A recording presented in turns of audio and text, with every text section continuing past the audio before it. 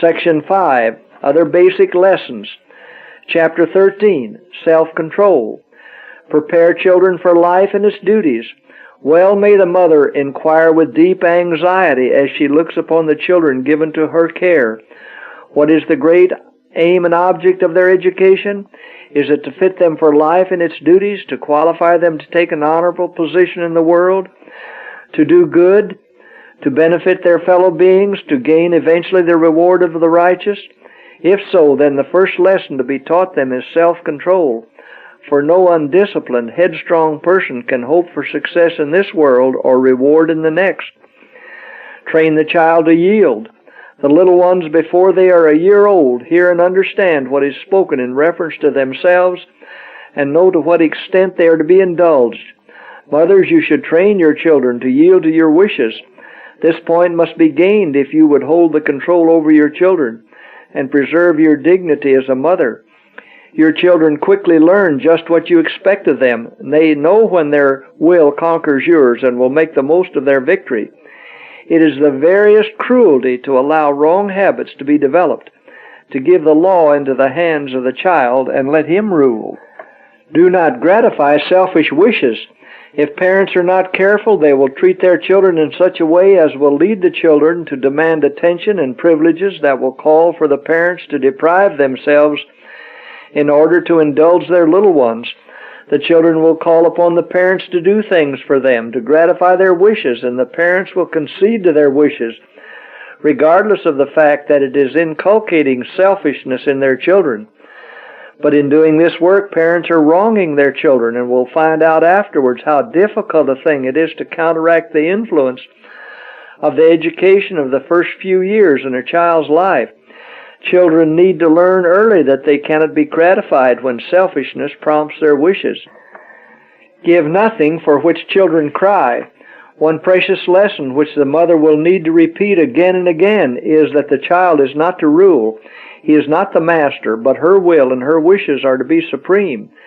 Thus she is teaching them self-control. Give them nothing for which they cry, even if your tender heart desires ever so much to do this. For if they gain the victory once by crying, they will expect to do it again. The second time, the battle will be more vehement. Never permit display of angry passions. Among the first tasks of the mother is the restraining of passion in her little ones. Children should not be allowed to manifest anger. They should not be permitted to throw themselves upon the floor, striking and crying because something has been denied them which was not for their best good. I have been distressed as I have seen how many parents indulge their children in the display of angry passions. Mothers seem to look upon these outbursts of anger as something that must be endured and appear indifferent to the child's behavior. But if an evil is permitted once, it will be repeated, and its repetition will result in habit, and so the child's character will receive an evil mold. When to rebuke the evil spirit? I have often seen the little one throw itself and scream if its will was crossed in any way. This is the time to rebuke the evil spirit. The enemy will try to control the minds of our children, but shall we allow him to mold them according to his will? These little ones cannot discern what spirit is influencing them, and it is the duty of parents to exercise judgment and discretion for them. Their habits must be carefully watched. Evil tendencies are to be restrained, and the mind stimulated in favor of the right. The child should be encouraged in every effort to govern itself. Begin with the songs of Bethlehem. Mothers should educate their children in their arms after correct principles and habits. They should not allow them to pound their heads on the floor. Let the mothers educate them in their infancy. Commence with the songs of Bethlehem.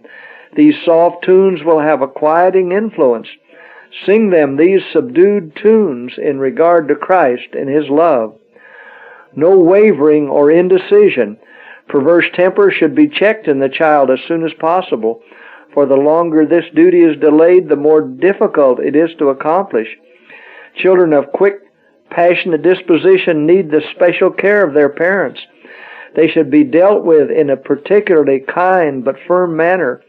There should be no wavering or indecision on the part of the parents in their case. The traits of character which would naturally check the growth of their peculiar faults should be carefully nourished and strengthened. Indulgence of the child of passionate and perverse disposition will result in his ruin. His faults will strengthen with his years, retard the development of his mind, and overbalance all the good and noble traits of his character. An example of parental self-control is vital. Some parents have not control over themselves. They do not control their own morbid appetites or their passionate temper. Therefore, they cannot educate their children in regard to the denial of their appetite and teach them self-control. If parents desire to teach their children self-control, they must first form the habit themselves. The scolding and fault-finding of parents encourages a hasty, passionate temper in their children. Weary not in well-doing. Parents are too fond of ease and pleasure to do the work appointed them of God in their home life. We should not see the terrible state of evil that exists among the youth of today if they had been properly trained at home. If parents would take up their God-given work and would teach self-restraint, self-denial, and self-control to their children, both by precept and example, they would find that while they are seeking to do their duty so as to meet the approval of God, they would be learning precious lessons in the school of Christ. They would be learning patience, forbearance, love, and meekness, and these are the very lessons that they must teach to their children.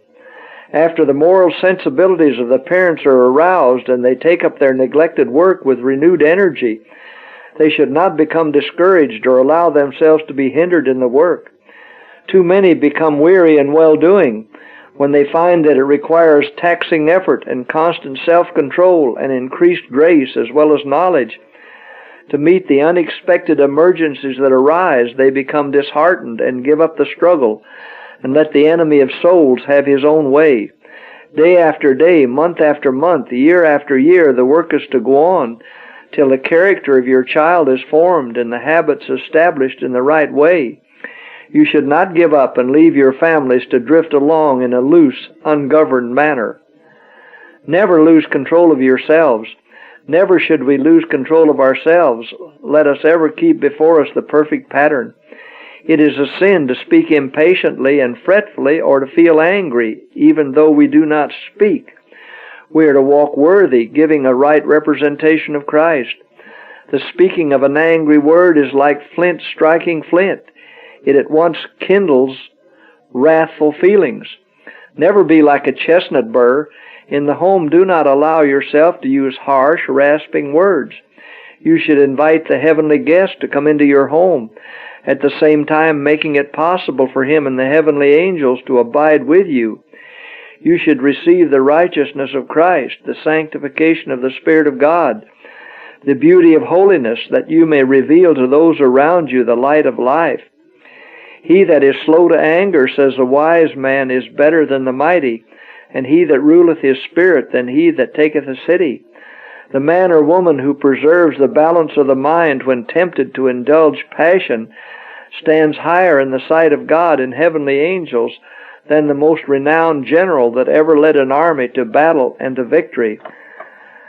Said a celebrated emperor when on his dying bed, "Among all my conquests there is but one which affords me any consolation now, and that is the conquest I have gained over my own turbulent temper."